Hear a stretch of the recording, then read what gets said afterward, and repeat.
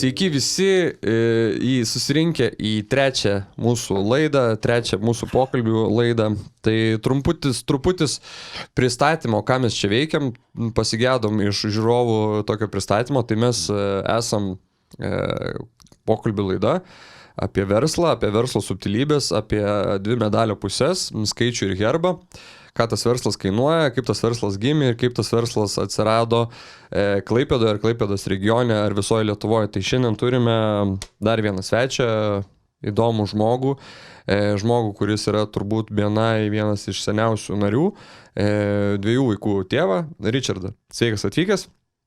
Richardai, aš norėčiau tavęs paklausti, tai Roletų meistras, taip, roletumeistras.lt, kaip įsikūrė įmonė, kas tu esi joje, vadovas, direktorius, kokios tavo pareigybės ir papasakotum apie įmonę truputį plačiau. Tai aš galvoju paklausti, kaip pavadinimas, kur gimė. Paskui galiu ir paklausti, kaip pavadinimas sukūrė. Tai aš dabar galiu pradėti. Tai, kai dar seniai, kai su tom žalizėm dar tik tai buvau pradėjęs dirbti. Tai dar rusų kalbos nelabai mokėjau, žinai, reikėjo skambinti klientui. Sako, roletnai masters vanit. Tai mes tą jokelį atsiminė, jau paskui, kai reikėjo galvoti pavadinimą, tai tiesiog ir pasilikom prie to paties. O tai prieš tai kas buvo? Prieš tai samdomam darbę dirbau su žalizėm. Supratau, bet čia dabar yra tavo verslas.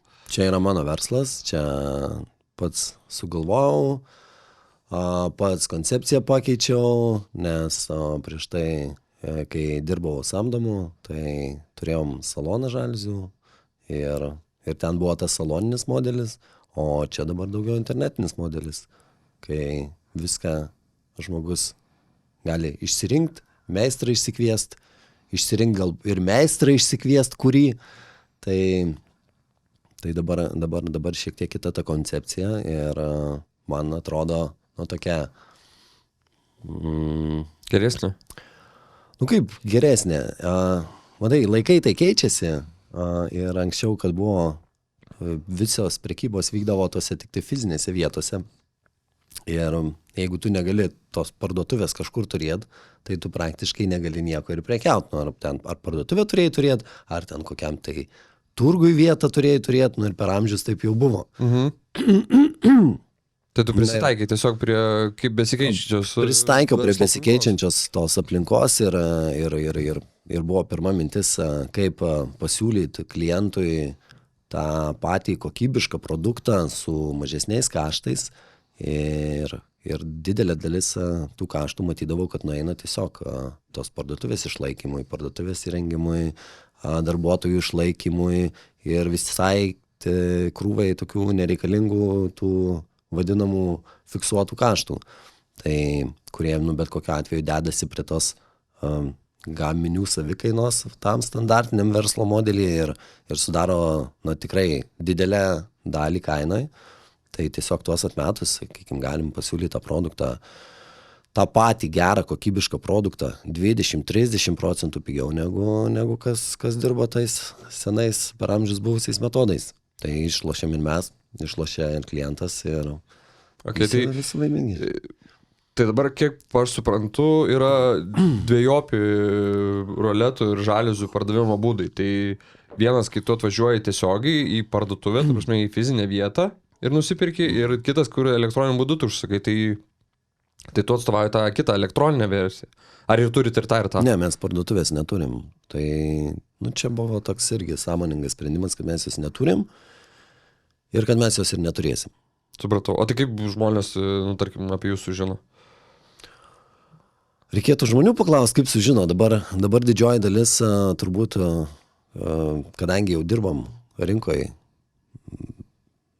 skaičiavom apie 14 metų, tai didelė dalis jau iš rekomendacijų, jau per partnerius kažkokius, netgi, žinai, dabar ne per seniausiai vienas klientas sako, rinkausi žalizės pas ką įsigyt namam, statosi namą, tai sako, internete prasigūglinau, tai pasižiūrėjau, sąrašiuką pasidariau, paskui, sako, darbę nuėjau pasiklausti, kaip kas pas ką darė, sako, darbė sakė, jūs rekomendavo. Paskui, sakau, pasišnekėjau su tėvu. Tėvas sakė, irgi pas jūs darėt. Na ir dar su broliu buvo susitikęs, sakė, ir brolis pas mane darė. Tai, nu, tai Supratau. jau dabar, žinai, ten kaip per tiek laiko, tai sakau, labai gerai tos rekomendacijos veikia. Bet tai, matai, kaip lietuviai, ne, 3 kartus, reiškia, 3 kartus tikrina. Darbuotojų, tie nesuprantale, tada tėvo, tada brolio. Jo, reiks paklausyti savo tėvų, ar jau kas nors klausia. Gal iki tėvo dėja, žinai. Supratau. O tai įkūrėte vienas prieš 14 metų įkūrėte vienas, ar turite verslo partnerį? Ne, tai aš pradėjau vienas. Tai jau pradėjau su individualia veikla, paskui pakeitėm į uždarą akcijų bendrovę.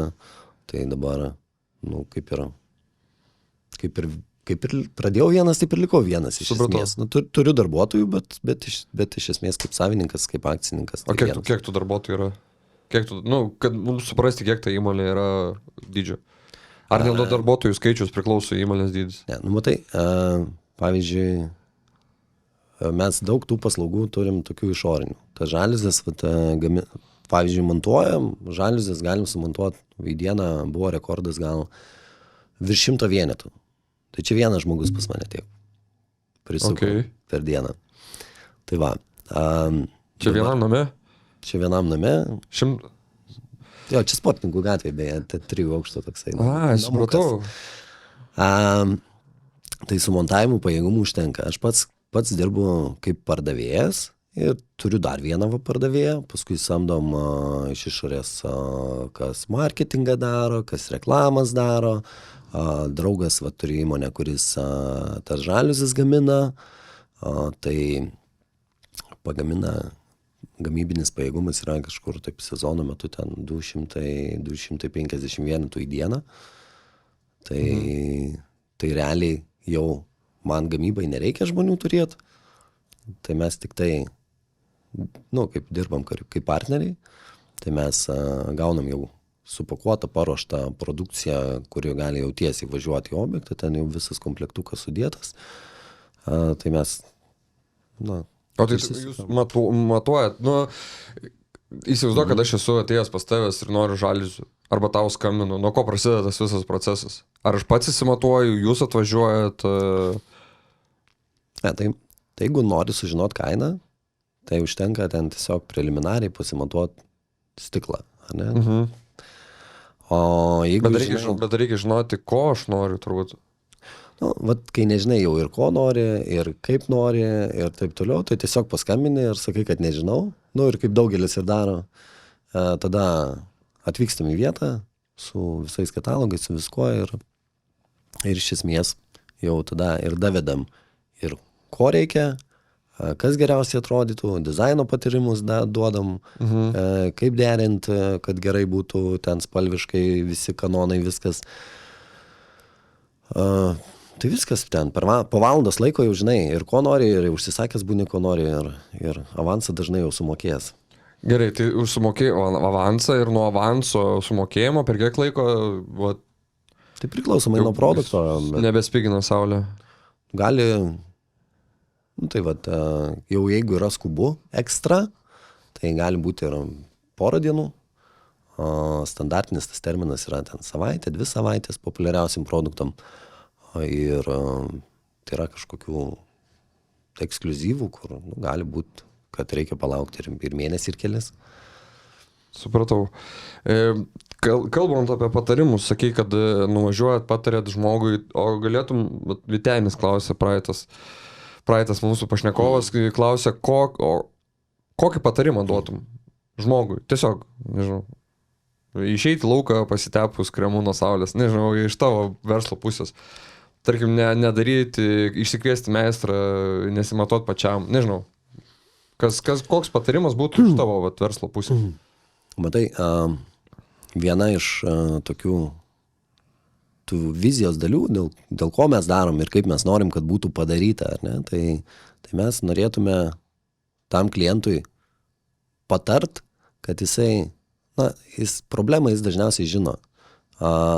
Mes stengiamės ne tai, kad kaip dauguma galbūt laukia iš kliento, kad klientas va pasakytų, kad mums reikia čia tokios komplektacijos, ar ne, vat, kad, nes dažnai būna, kad reikia rinktis pačiam, tai nesvarbu, ar ten namą statant, ar mašiną įsigijant, ar dar kažką tai perkant, dažnai klientas turi studijuoti, ko jam reikia, ten gilintis į tas techninės specifikacijas, nu, ta prasme, jisai žino tą savo problemą ir paskui dar pats turi išsispręsti tą problemą, tai iš esmės tas pardavėjas gaunasi tiesiog kaip padavėjas, tai jau turi ateiti pas jį su konkrečia užklausa, kad va, noriu jau šito, tokio modelio ir, kaip sakyt, tas pardavėjas tik tai paduoda ir pinigus paima, ar ne, tai mes norim, kad būtų viskas paprasčiau klientui, kad nereikėtų dėl tų smulkmenų vargint savo galvos, reiškia, klientas paskambina. Bet piniginę reikėtų pavarginti, ar ne?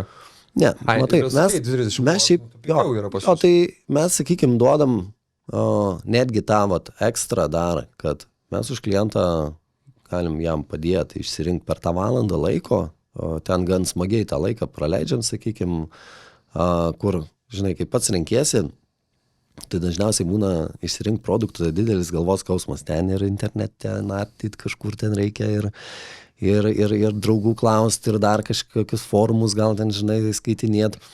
Tai mes va, tą visą procesą padarom, nu, galim ten tiesiog pasidarę kavos ten per 30-40 minučių papasakot pagal kliento problematiką, nu, turim specialų tokį, žinai,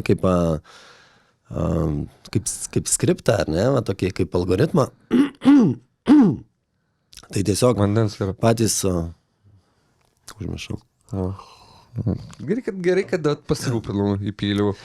Tai matai, tai matai, tada labai lengvai išsiaiškint tas kliento problemą ir labai lengvai rasti sprendimą.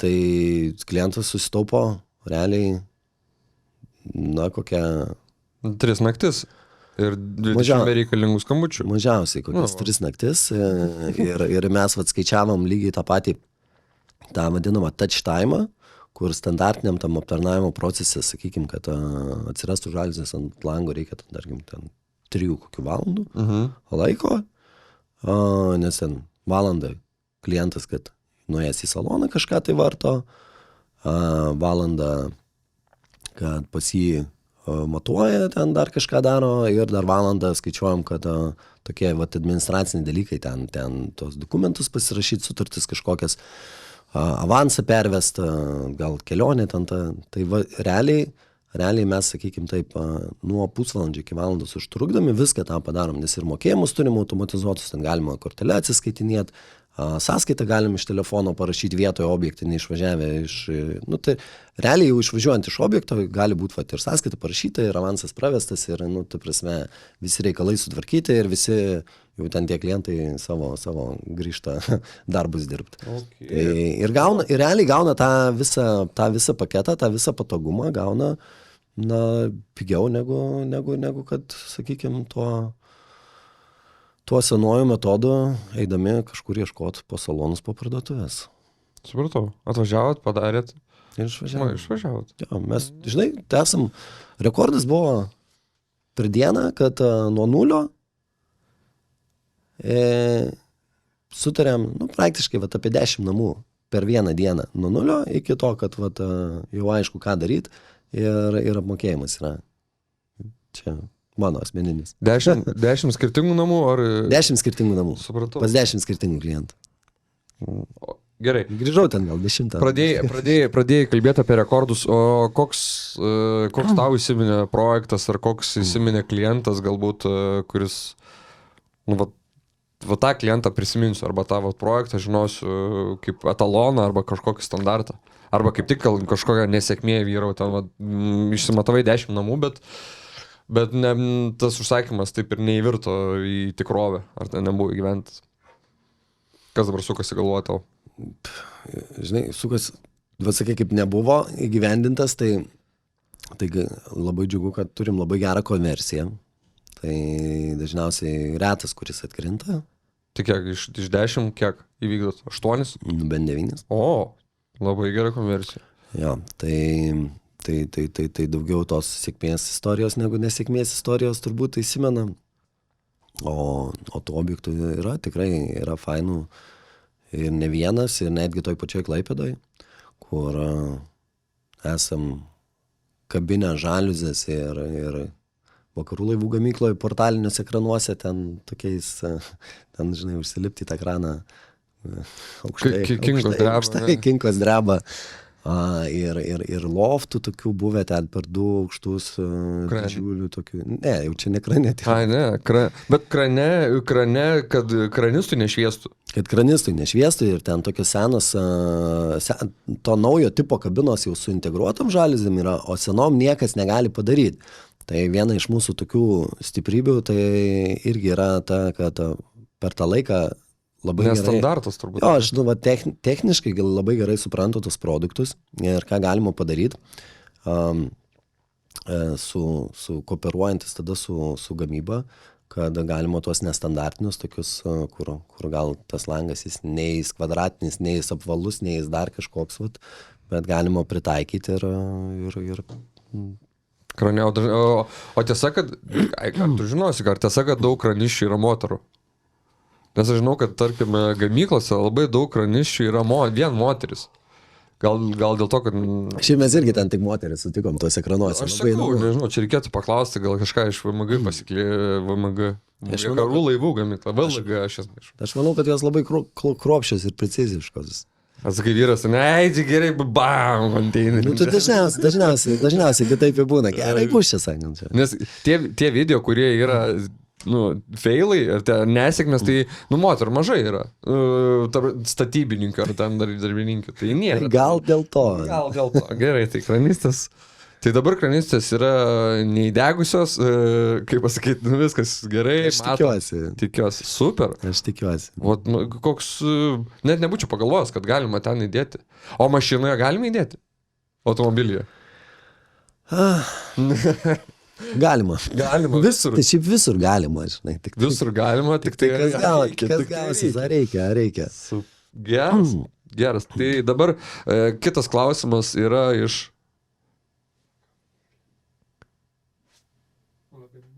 Ai, lagaminėlis. Mūsų nauja rubrika Lagaminėlis. Kaip ten sako, juoda dėžutė į studiją. Tai turim lagaminėlį. O lagaminėlis yra juodas. Ir juodame lagaminėlėje yra daiktas iš tavo srities. Čia man atspėda. Taip. Aš sakysiu taip ar ne, o tu spėliosi ir klausinėsi, kas čia yra. Tai prašau. O kiek aš čia tų spėjimų turiu? Tai kol atspėsi. Paskui sukarpysim, aišku, iš 1000 gal pirmas ir paskutinis bus, bet... O čia skirta matuot? Taip. Ruletė? Ne. Ne? Aš nežinau, ką man įsidėjo. Taip, tai ruletė. Tai ruletė, 5 metrų.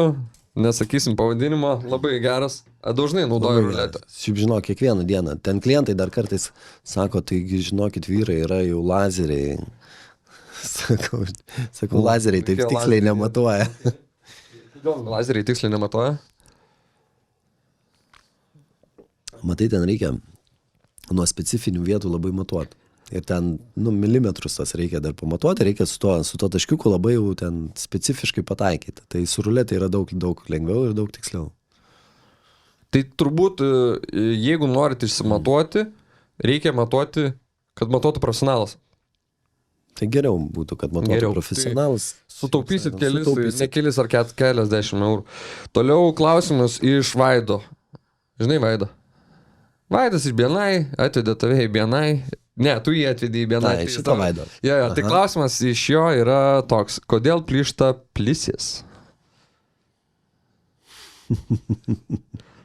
Nes jisai kai pasakė tą plisės ir Marius nežinojo ir aš nežinojau, kas tas yra, bet gal tu paaiškinsit, kas tas. Ir mūsų žiūrovai turbūt galvoja, kas? P-L-I-S-ės, plisės. Plisės tai čia, žinai, toks liaudiškas pavadinimas tų plisuotų žaliuzių, kur ten ir iš apačios kilnojasi, ir iš viršaus kilnojasi, toks labai praktiškas dalykas, labai sparčiai populiarėja ir pas mus, ir Skandinavijos kraštuose. labai platus pritaikymas, o tai Vaidui, tai turbūt atsakymas būtų toks, kad, jeigu ne pas mus dėjasi, todėl ir plyšta. Supratau. Kodėl sakau supratau? Reikia sakyti gerai. Tai sekantis klausimas. Vaidai, išmesk tas plisės ir užsisakyk pas Richardą naujas plisės. Patarimas duotas. Toliau yra keiščiausias klientas.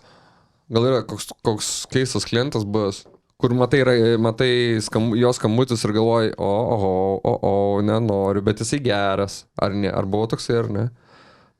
Gal dabar bus? Vaidas netinka. Šiaip labai geri santykiai su praktiškai daugumą klientų.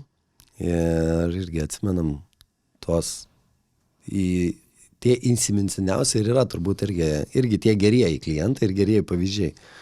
Tai šiaip man tokia įstrigus istorija, kai sako, reikia pamatuoti, ten nuvažiuoti, pakonsultuoti, pamatuoti, žodžiu, į smiltynę.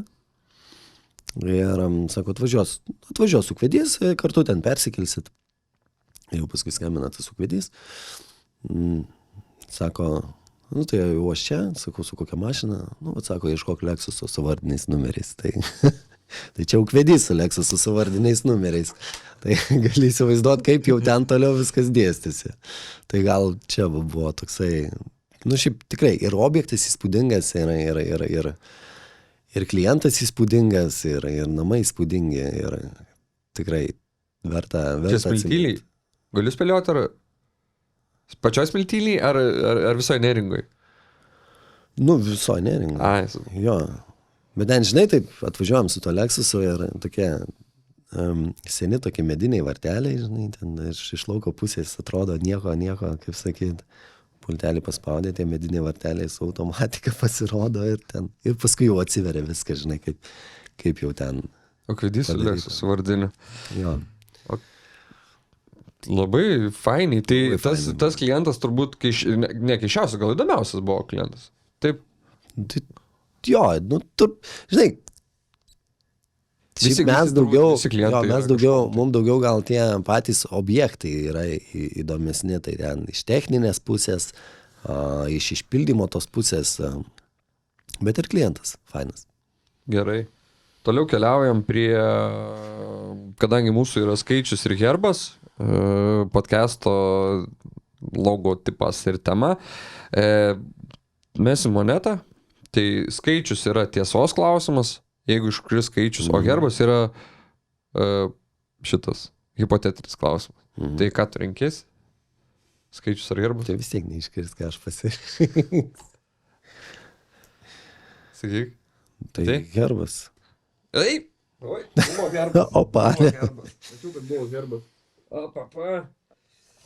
Buvo herbas, tai herbas yra hipotetinis klausimas tau, o jis skamba taip. Tim. Hipotetinis. Ką pasirinktum? 2 variantai bus. Visi konkurentai bankrutuoja, bet tu pradedi kalbėti tik japoniškai. Visą laiką japoniškai kalbė. Ar kitas, įmonės pelnas išauga 2, bet tu vienus metus vienas be šeimos turi praleisti Antarktidoje.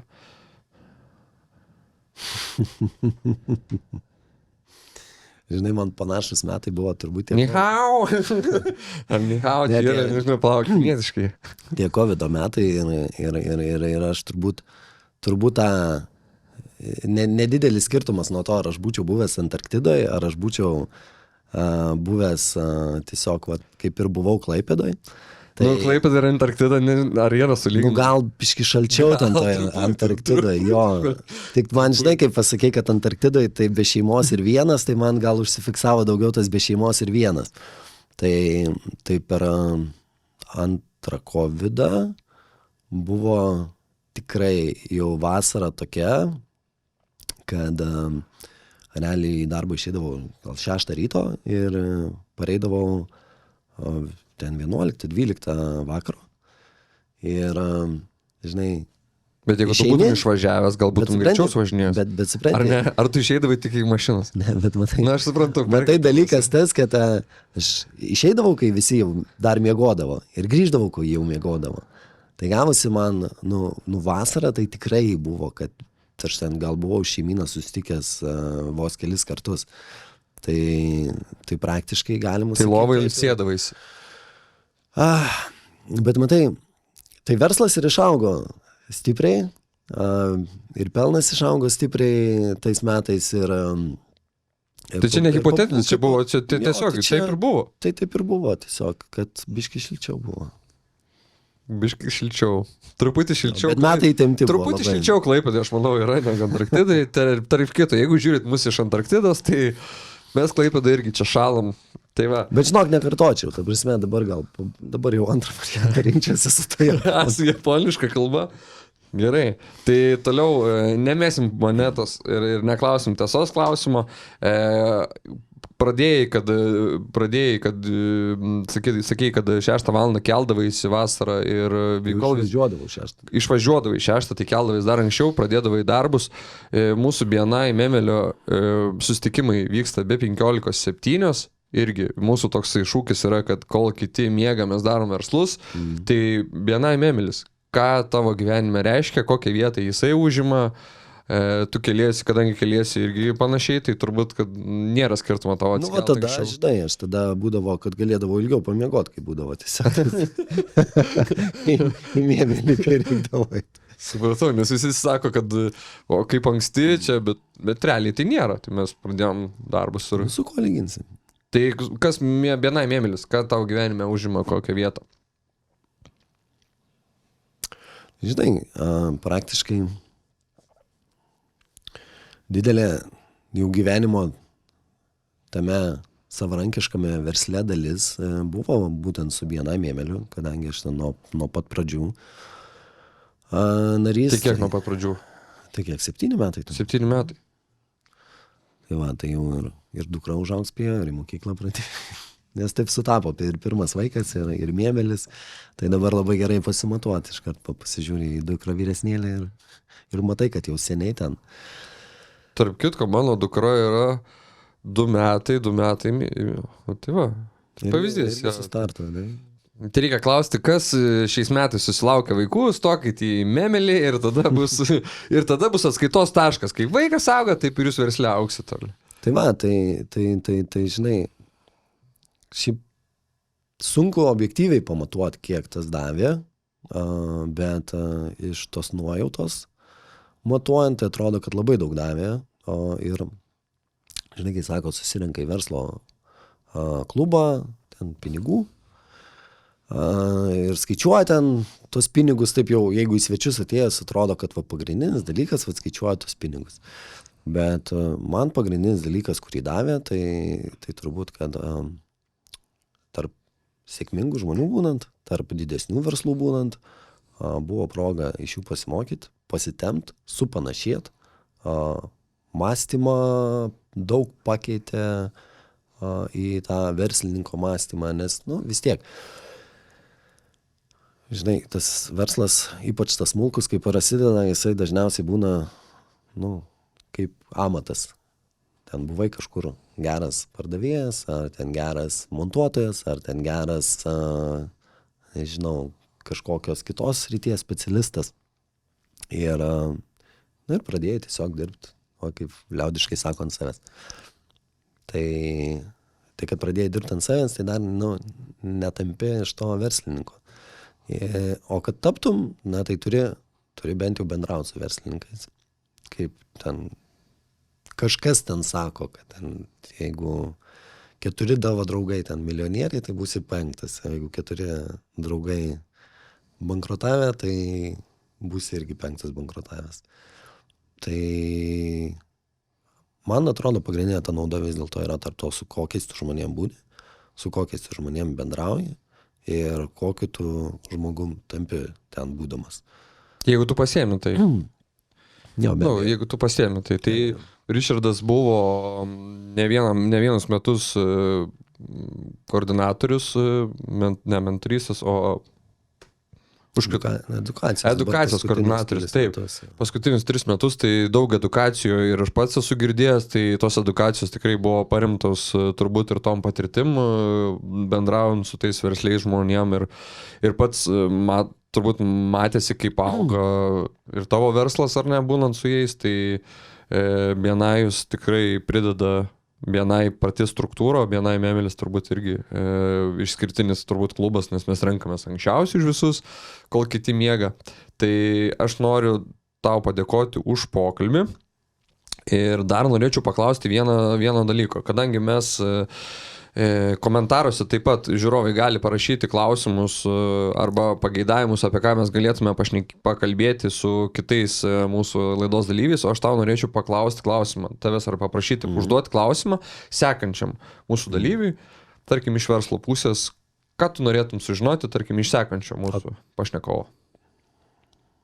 Pašnekovas X. Nesakytis, kas ne. Ar reikia įvardinti? Galime įvardinti. Kitas pašnekovas yra Fortunato. Fortunato. O klausimą? Kokį klausimą norėtum? Kaip Vaidas manęs paklausė, ne? Jo, Vaidas paklausė ir Vytenis paklausė tavęs, tai mes dabar, aš po laidos tik tai paklausiau Vytenio, tai Vytenis nori tokį įvesti rubriką, kad estafetė perduoda klausimą vienas kitam ir taip sužino gal apie verslą daugiau. Tai, bet kitas mūsų pašnekovas bus Fortunato. Žinai, netgi jeigu tai būtų tiesiog random X pašnekovas, tai man įdomiausias dalykas, nuo ko galėtų pokalbis prasidėti, ne, tai yra, ir kas yra labai šiai dienai aktualu, tai tu daugiau savo versle amatininkas esi ar verslininkas. Tarp kitko, atitinka mūsų skaičių ir herbą, ar ne? Kuri pusė yra vyraujanti, taip? Kuri pusė vyraujanti, jo. Amatininkas ar esi verslininkas? Nes matai, dažnai būna netgi įmonės ten vadovas, jis vis tiek yra geriausias įmonės pardavėjas, ten ar geriausias įmonės vadybininkas, ar geriausias įmonės dar kažkas.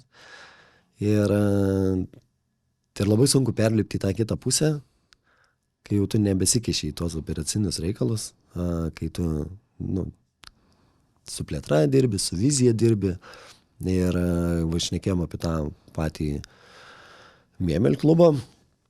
Tai aš kai edukacijos matas vesdavau, buvo proga daugiau pasimokyti, daugiau pasigilinti į visą pačią tą sistemą. Ir dabar jau, jeigu manęs paklausė apie patį BNI, tai visų pirma, sakau, čia žiūrėt, yra sistema, kad, žinai, sėkmingi verslai, sėkmingi veiksmai, teisingi veiksmai priveda prie teisingų rezultatų, taip? Tai tiesiog metodologiškai darant teisingus veiksmus. Nors ir jie tau neatrodo, kad tinkami yra? Nors ir kaip atrodytų, ar ten tinkami ar netinkami, bet jeigu tu tuos darysi veiksmus teisingai, tai automatiškai pasiekmė bus teisingi, sėkmingi rezultatai. Tai man atrodo, ir BNI yra sistema, kai reikia ten, žinai, susitikti vien su vienu, pasišnekėti, ten pietų, susitikti apie verslus, kalbėtis, užduoti tinkamus klausimus, tinkamai save pristatyti ir reprezentuoti, mokytis. Visos tos vertybės sustatytos, visa ta metodologija sustatyta, visi tie veiksmai, kuriuos tu privalai atlikti, sustatyta. Dabar man atrodo, kad taip, kad tu, nors dieną laiko per savaitę, darytum tą, ką daro verslininkas. O juk tas kitas 4 dienas, dar gali kaip amatininkas dar dirbti kaip darbuotojas savo to įmonį, bet, po biškį daugiau ir daugiau, kol pereisi, prie to jau, kad jau visą laiką dirbsi jau su įmonė, o nebe įmonėj. Geras palinkėjimas. Tai aš tau noriu simboliškai pardovanoti 1 euro monetą. Kaip ir sakiau, nežinau, kur tu ją išleisi. Šiandien ryte sakau, žmonės, padovanosiu 1 euro monetą, kad žmogus gal teleloto bilietą nusipirks. Sako, 2 eurų kainuoja. Tai dasidėsi, turbūt. Tai va, ačiū tau už pokalbį, ačiū, nenukryp nuo metodologijos, nenukryp nuo savo tikslo, eini, turbūt esi pavyzdys ir mums visiems, kad eini teisingų kelių ir dabar tie žmonės naujai įstojo, tave laiko. Kaip tu laikai kažkada tai sėkmingų verslininkų, tai tave turbūt laiko sėkmingų verslininkų, į tave lygiuos. Dar kartą ačiū tau už pokalbį ir susitiksim kitą savaitę. Iki kitų. Beveik galima. Gerai atrodo. Atleidži, pasikeli privilus. Matyt, toks, žinai, charakteris, kad jau antrą, tai jau ne. Sakė, už trečią vaiką kažkaip parkavimas nemokamas yra, man atrodo. Ale, jie tave limituoja, bet jeigu tu nori, tu gali plaukti. Aš galvoju, tai čia apie visi kur ties moterų pležų, kur būna tie būjai.